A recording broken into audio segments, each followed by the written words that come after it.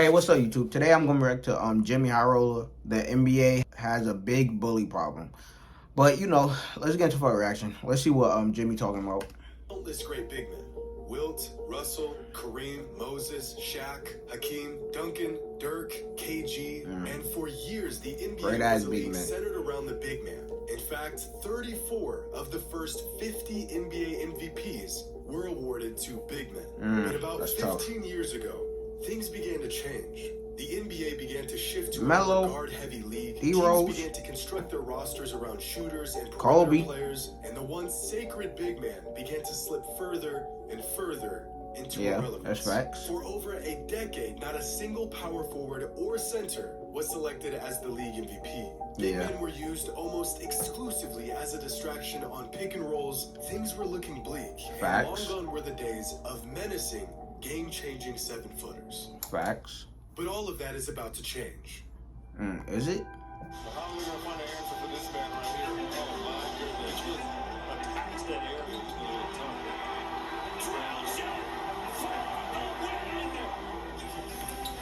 Big yoke. Embiid, water. Straight away. Hey, Giannis. The Greek freak. MVP. Seemingly out of nowhere, in a league full of three-pointers, positionless basketball, and the most skilled guard play we've ever seen, dominant big men have made a violent return to the NBA. The big man is back, and it might just be better than ever.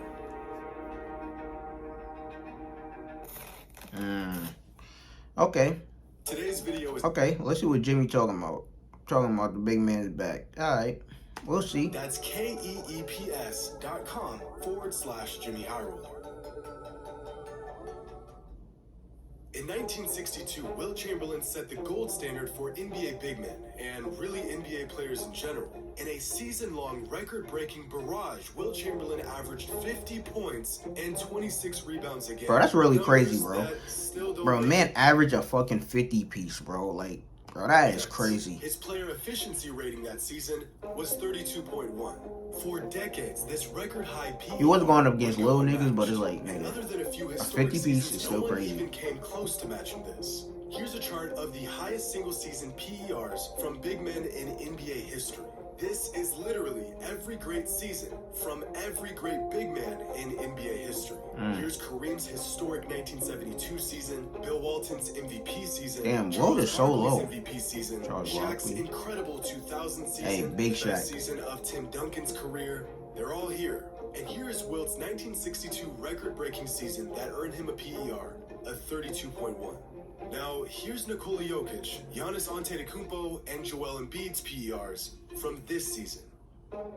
Three of the most efficient and productive seasons they beating Wilt. NBA bigs in NBA history, all in the same season.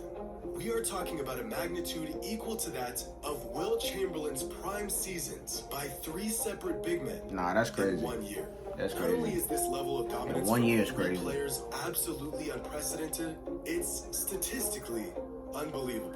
Countless greats over countless seasons, and these three young stars have topped all of them simultaneously. The 2022 MVP race has been quite possibly the most wide-open race of any in recent history. From DeMar DeRozan to Stephen Curry to Kevin Durant to Ja Morant, a dozen players have gotten considerable talks for the MVP award this season. But by the time it was all said and done, three players were clearly ahead of everyone else. Nikola Jokic, Giannis Antetokounmpo, and Joel Embiid. Now, is it a coincidence that all three of these players are towering big men? Maybe, but I think there's a distinct gap between them and everyone else for a very good reason. In fact, outside of Jokic, Giannis, and Embiid, here's the list of players to average at least 27 points per game, 11.5 rebounds per game, and 4 assists for a season in modern NBA history. Okay. Ooh. Nobody? That's the whole list. Damn, literally that's tough. And yet, somehow, Jokic, Giannis, and Embiid Jokic 27, 13, and 7. Giannis 30, 11, and 5. And Embiid 30, 11, and 4. That we've That's never tough. seen in the modern NBA. But it gets even crazier. Because since 1976, there Nigga have only Patrick been Ewing. 2 players that have averaged more than 30 points and 11 rebounds a game for a single season. Moses Malone in 1982 and Shaquille O'Neal in 2000. And both of them won the MVP in those seasons. It's a stat line that's so difficult to achieve that it's virtually a surefire way to be named the league's most valuable player. And yet, both Giannis and Embiid averaged more than 30 points and 11 rebounds a game this season, and neither of them are likely to win the MVP award. Yeah. These guys are putting up prime Shaq numbers, and because of how Jokic's about to win stacked the back-to-back, league is at the most moment, likely. both of them will come up short of the MVP.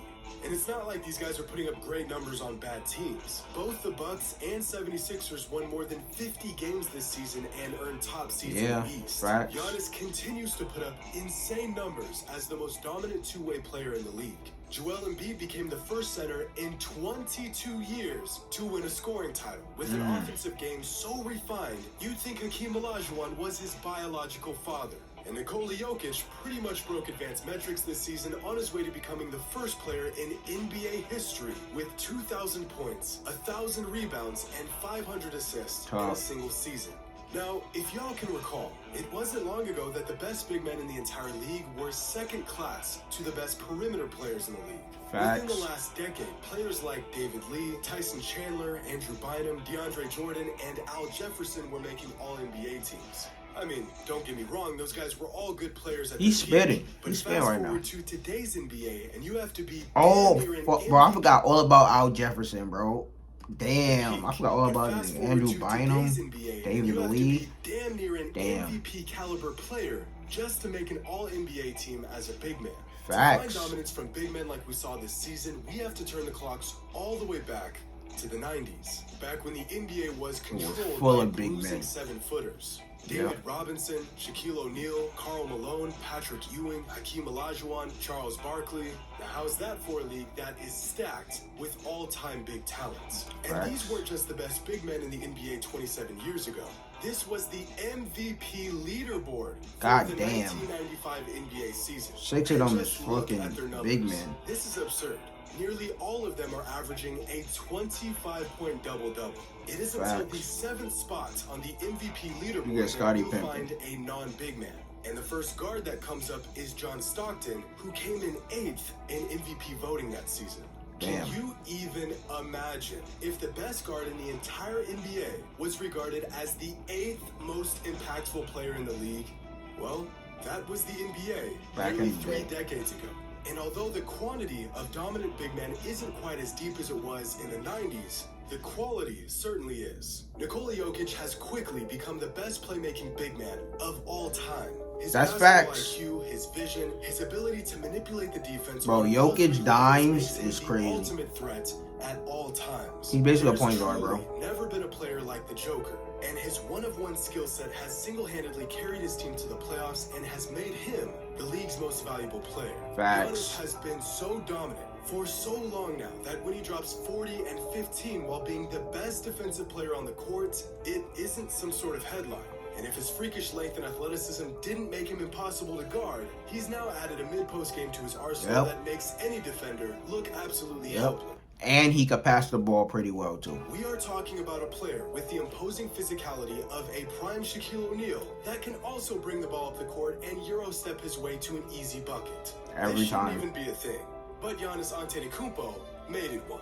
And Joel Embiid has mastered his offensive game to the point where he doesn't have a single weakness offensively. Shots that were once reserved for the league's best shooters are now well within the bag of a 7'2" 300-pound behemoth. Players this big usually have trouble just getting up and down the court. Meanwhile, Embiid has the defense doing gymnastics as he expertly crafts his way to 30 points a night. Yeah. All 3 of these big men, each with their very own unique games. None similar to the others, and yet all of them identically as forcefully dominant. And to demonstrate just how historic this season was for these 3 players, I'll leave y'all with this. The 45 Club, a club exclusive to only the most productive players in NBA history. Combine a player's points per game, rebounds per game, and assists per game for any given season. LeBron. If that total exceeds 45, they were playing in all-time historic territory. Now, throughout the history of the modern NBA, this has happened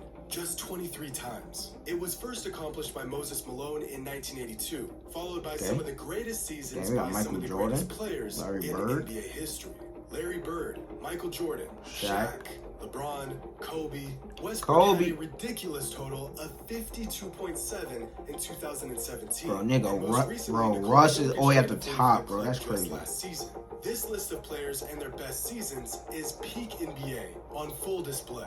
But if we remove all the players who aren't big men, we are left with just 4 players across 6 seasons who accomplished this feat. Nah, that's crazy. 5 of those 6 seasons earned these players MVP honors. This season, Nikola Jokic, Giannis Antetokounmpo, and Joel Embiid all joined the 45 club. And yet, only one of them will go home as the league's most valuable player. That's a nice club to be in. Is back, and it may just be better than ever. Hope you all enjoy it. And as always, until next time. Hey, another great video from Jxmy though. But let me know in the comments if y'all think the big man is back. But bro, Giannis, Embiid, and fucking Jokic, bro, it's like, bro, they just so dominant and great ass players. But you know, like, comment, subscribe. Suggest anything else you want to try to, you know, down below in the comments. But check you out in the next one.